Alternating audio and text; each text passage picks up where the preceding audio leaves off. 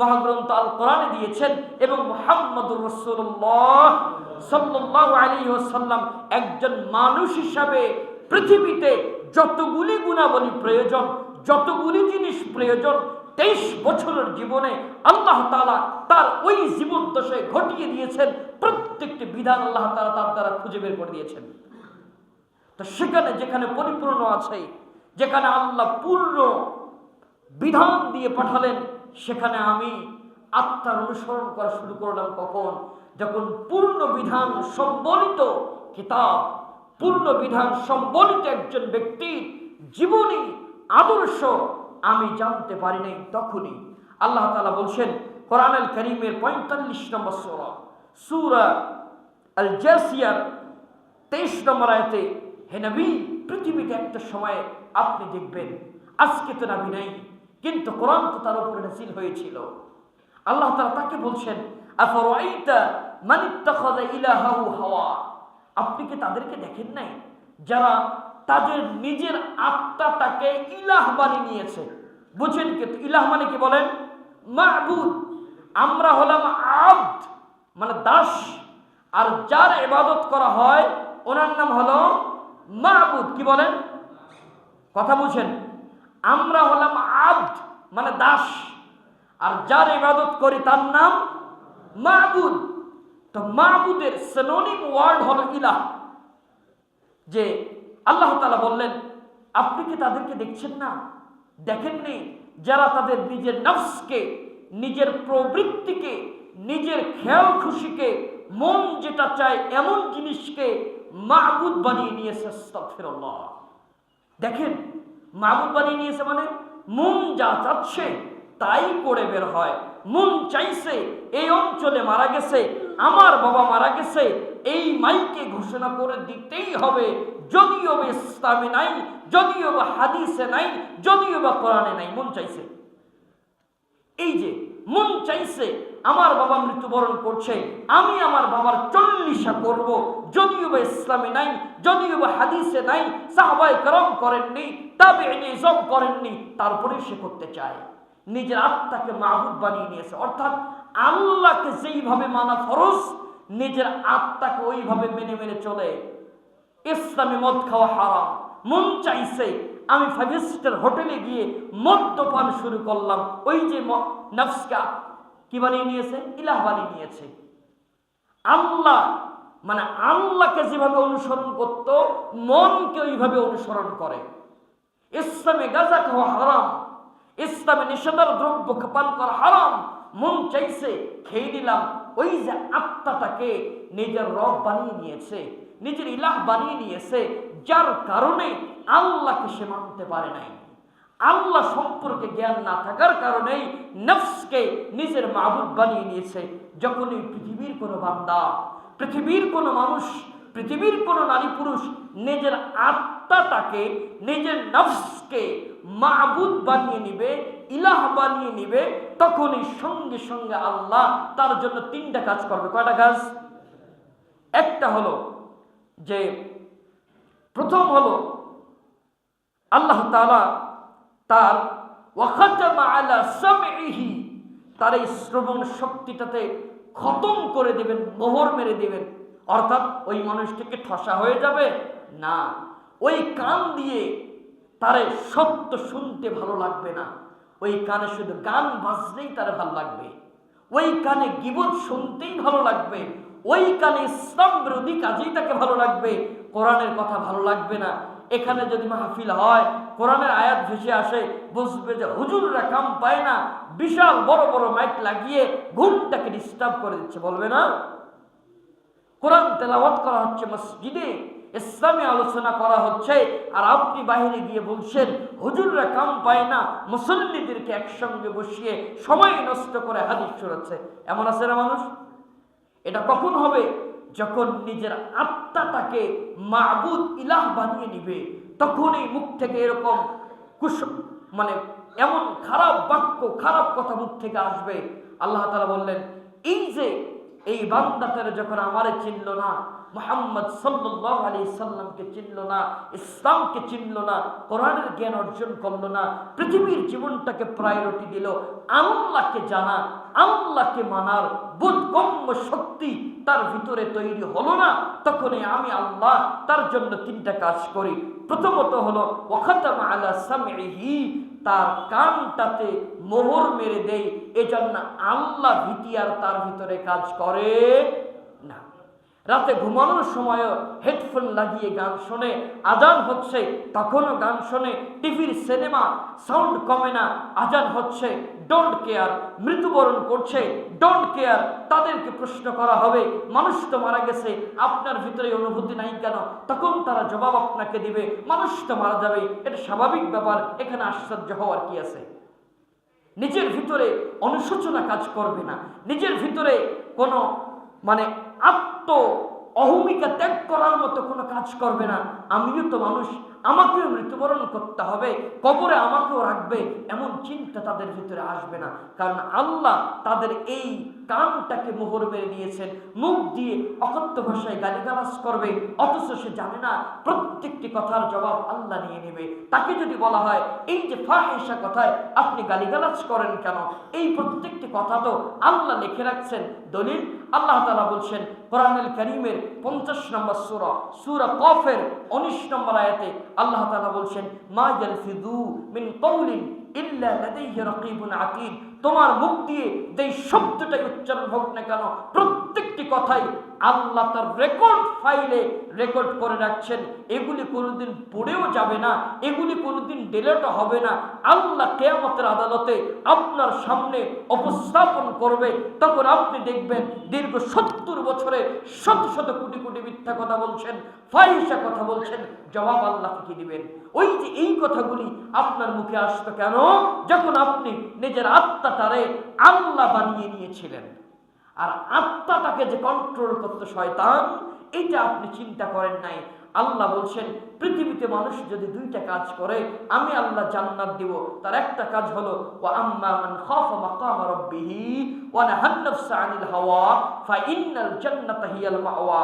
যদি মানুষ কোনোদিন মনে করে আমাকে একদিন মৃত্যুবরণ করতে হবে, আমার যিনি স্রষ্টা চোখে দেখি নাই, বিশ্বাস করি একজন স্রষ্টা আছেন, পৃথিবীর সফর শেষ করে মৃত্যুবরণ করতে হবে, পরকালীন যাত্রী হব, যেই জীবন থেকে আর আমার ফিরিয়ে আসা হবে না।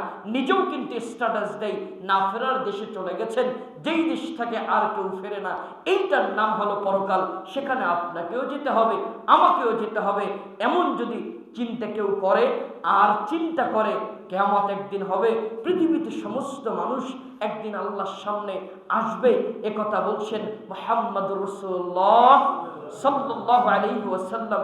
এইটা বিশ্বাস করে সমস্ত অন্যায় থেকে বিরত থাকবে।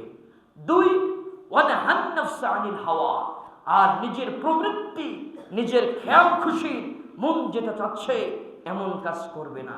এইটা থেকে যদি কেউ বিরত থাকতে পারে এবং ইসলাম যা বলছেন তাই করে বের হবে, আল্লাহ বললেন আমি আল্লাহ পৃথিবীর মালিক, সমস্ত সৃষ্টির স্রষ্টা আমি আল্লাহ বললাম, আমি তার ঠিকানাটা জান্নাতুল মাওয়াতে করে দিলাম। কোরআনের আয়াত। তাহলে নিজেকে আমি সংশোধন করি না কেন? কোরআনকে স্পষ্ট করে বললেন, সব প্রমাণ সব দলিল আল্লাহ কোরআনে দিলেন, তাহলে তারপরেও আমি আমার ব্যক্তিগত মতামত এখানে উপস্থাপন করলাম কেন?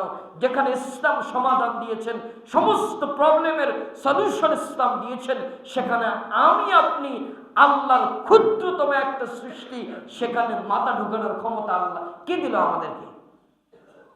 বলছিলাম যে যারা আল্লাহকে মানে না, আবার আল্লাহকে মানার ভান করে, অর্থাৎ মুসলিম নয় কিন্তু মুসলিম বলে দাবি করে। ও মুসলিম নাই কেন? 5 ওয়াক্ত নামাজ পড়ে না। মুসলিম নাই কেন? সে সত্য কথা বলে না। মুসলিম নয় কেন? সে হালাল খায় না। মুসলিম নয় কেন? সে সুদ খায়। মুসলিম নয় কেন? সে চগলখুরি করে। মুসলমানের তো কালচার এগুলি নয়। সে আইডি কার্ডে মুসলিম, বংশীয় সূত্রে মুসলিম, পারিবারিকভাবে মুসলিম, সমাজগত দিক থেকে মুসলিম, কিন্তু মুহাম্মদুর রাসূলুল্লাহ সাল্লাল্লাহু আলাইহি ওয়াসাল্লামের ভাষায় মুসলিম নয়।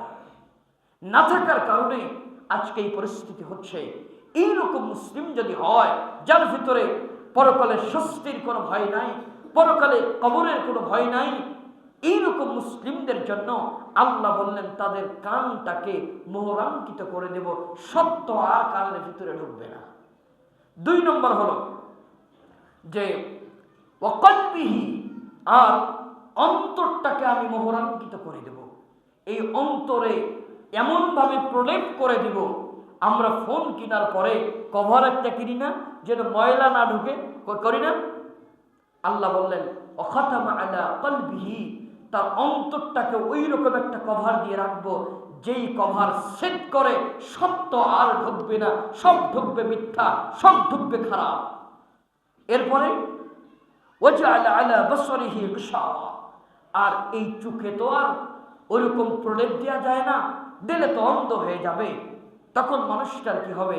আল্লাহ বললেন ওয়াজআলা আলা বাসরিহি গিশাওয়া, তখন ওই বান্দাটারে যে আমারে চিনল না, তার চোখে আমি একটা আবরণ দিয়ে দেই, আবরণ, একটা লেন্স আমি লাগিয়ে দেই, যেই লেন্সের মাধ্যমে সে পৃথিবীতে শুধু অন্যায় দেখে, ভালো দেখে না। তাকে পর্নোগ্রাফি দেখতে পছন্দ হয়, হিন্দি সিনেমা দেখতে পছন্দ লাগে, গান শুনতে ভালো লাগে, ভিডিও দেখতে ভালো লাগে, সিনেমা দেখতে ভালো লাগে, মুভি দেখতে ভালো লাগে, এইরকম এই দিকে পাপের যেগুলি দিক আছে এগুলি তাকে ভালো লাগবে দেখতে, এমন কাজ করে দেবেন। অর্থাৎ আল্লাহ এগুলি বন্ধ করে দেওয়ার পরে আল্লাহ বললেন বলো দেখি ফামান ইয়াহদিল্লাহু মিন বা'দিহি, বলো দেখি আমি আল্লাহ ছাড়া আর কে আছে তোমাকে হেদায়েত দিবে? অর্থাৎ ব্যাপারটা আল্লাহ এভাবে উপস্থাপন করলেন, একজন চোরকে ধরে হাত পা বেঁধে রেখেছেন, আর যদি এখন আপনি বলেন বলো দেখি তোমাকে এখন কে ছাড়াবে, ওর যেমন অবস্থা হয়েছে, চুরি করার পরে হাত পা বেঁধে যে অবস্থায় রেখেছেন, আল্লাহ একজন মানুষের অদৃশ্য বাঁধনে বেঁধে মানুষকে এভাবে শাস্তি দিচ্ছে, বান্দা তারপরেও সংশোধন হও। হতে পারি না সংশোধন হও, কেন হচ্ছি না? আমাদেরকে সঠিক পথে, সঠিক মতে আমাদেরকে চলতে হবে, সঠিক জ্ঞান অর্জন করতে হবে। কোরআন হাদিসের জ্ঞানে বিন্দু মাত্র কোনো ডট চিহ্ন দেওয়ার মতো ক্ষমতা আছে? যেটি কোরআন হাদিস দ্বারা সূর্যের মতো স্পষ্ট, সেখানে কারো হস্তক্ষেপ করার মতো ক্ষমতা নেই। যে দেখেন কেউ যদি করে তার পরিণতি কি হবে দেখেন। সহিহ মুসলিমের হাদিস, মুসলিমের হাদিস নাম্বার হলো 144 নম্বর হাদিস, এবং মূল নুসখাতে আছে 231 নম্বর হাদিস। হাদিস বর্ণনা করছেন হুযায়ফা রাদিয়াল্লাহু তাআলা আনহু। তিনি বলছেন যে আল্লাহ তাআলা একটা মানুষকে যখন সব দিক থেকে বোঝানো হলো, কোরআন হাদিস স্পষ্ট করে বোঝানো হলো, সে বুঝলো, বুঝার পরেও মানতে চায় না, আল্লাহ তাদের জন্য শাস্তি স্বরূপ একটা কাজ করেন। সহিহ মুসলিমের হাদিস, হুযায়ফা রাদিয়াল্লাহু তাআলা আনহু বললেন যে রাসূলুল্লাহ সাল্লাল্লাহু আলাইহি সাল্লাম বলছেন তু'রাদুল ফিতানু আলা কুলুবিন কাল হাসির উদান উদান, যে মানুষের মনে ফিতনা এবং গোমরাহিটা এমন ভাবে ঢেলে দেওয়া হয়, যখন মানুষ আল্লাহকে বাদ দেয়, ইসলামকে বাদ দেয়, ইসলামী নীতি মানতে চায় না, কোরআনের নীতি মানতে চায় না, তখন আল্লাহ তাআলা অন্তরের ভিতরে একটা গোমরাহি, পথভ্রষ্টতার একটা জ্ঞান ঢুকায় দেয়। মানতে চায় না, স্পষ্ট জ্ঞান আসছে, এটা মানতে চাইল না, তখন শয়তান তো আছে তাকে নষ্ট করার জন্য, পথভ্রষ্টতার জ্ঞান তার ভিতরে ঢুকে গেল। কিভাবে? কাল হাসির উদান উদান, এমন ভাবে ঢেকে দেওয়া হয় যেমন খেজুরের মাদুর দ্বারা, অর্থাৎ খেজুরের কাণ্ড দিয়ে যখন আমরা সব বুনি না, সব বানাই না আমরা, তো একটা করে কাটি দেই, কতটা ঘন ঘন বলেন, কোনো ছিদ্র থাকে না, এরকম ঘন ঘন করে তার ভিতরে ফিতনা ঢুকতে থাকে, কোনো ছিদ্র থাকে না, একদম ঘন ঘন ফিতনা। এরপরে উশরিহা লাকুমতু ফিহা, এরপরে আস্তে আস্তে সে কি করে, ওই রকম ফিতনার জিনিসগুলি সে আস্বাদন করে, একটা সময় গিয়ে তার অন্তরটা কালো হয়ে যায়, কালো কুচকুচে হয়ে যায়। তখন নফসটাকে 2 ভাগে বিভক্ত করা হয়। যেই নফসটা, যেই আত্মাটা অন্যায়গুলিকে বর্জন করে ন্যায়ের পথে প্রতিষ্ঠিত থাকতো, তখন ওই আত্মাটা সাদা ধবধবে সুন্দর সাদা পোশাক যেমন দেখতে ঝকঝকে চকচকে, এরকম আত্মাটা সুন্দর ঝকঝকে চকচকে থাকে। আর যেই আত্মাটা অন্যায়গুলিকে নফসে জায়গা দিয়েছে, জায়গা দেওয়ার কারণে প্রত্যেকটি জায়গাতে এত পরিমাণ ছিদ্র হয়েছে, নবী সাল্লাল্লাহু আলাইহি ওয়াসাল্লাম বললেন, পাতিলের পেছনটা যেমন কালো হয়, আমরা যারা রান্না করি, বাড়িতে যাদের রান্না হয়, পাতিলের পেছনটা যেমন কালো কুচকুচে হয়, কালো না সাদা, কথা বলেন? এরকম যেই মানুষটা আল্লাহকে বাদ দিল, রাসূলকে বাদ দিল, ইসলামকে বাদ দিল, তার আত্মার ওইরকম কালো কুচকুচে হয়ে যায়, কালো কুচকুচে হয়ে যায়। আর কালো কুচকুচে হওয়ার কারণে আল্লাহ তাআলা ওই আত্মাটা জাহান্নামে দিয়ে দেয়। এখন আপনি চিন্তা করেন যে আল্লাহরে মানবেন কিনা। আপনি মুসলিম হিসাবে যদি নিজেকে মুসলিম দাবি করেন, কোরআনে যদি থাকে দেয়ার ইজ টু সে, হাদিসে যদি থাকে দেয়ার ইজ টু সে, কোনো কথা চলবে না। যদি এটা কোরআন হাদিস দ্বারা প্রমাণিত হয়, আপনাকে বিনা দ্বিধায় মেনে নিতে হবে, বিন্দু মাত্র কোনো সন্দেহ রাখা যাবে না। অতএব দীর্ঘ আলোচনা আমি সংক্ষিপ্ত সময়ে আপনাদেরকে বোঝানোর চেষ্টা করছি। এই যে জানাজা কেন্দ্রিক আমাদের মসজিদগুলিতে কেউ যদি মৃত্যুবরণ করে, তার যে মাইকে ঘোষণা করা, এটি ইসলাম দ্বারা পারমিশন নেই, এটি নবী সাল্লাল্লাহু আলাইহি সাল্লাম থেকে অনুমোদিত নয়। অতএব এই কালচার থেকে আপনাকে বেরিয়ে আসতে হবে। আল্লাহ তাআলা আপনাদের সকলকে, আমাকে সহ সকলকে হেদায়েত দান করুন। সকলে বলুন আল্লাহুম্মা আমিন। ওয়া আকুলু কাওলি হাযা ওয়াস্তাগফিরুল্লাহ লি ওয়া লাকুম ওয়া লিসাইরিল মুসলিমিন।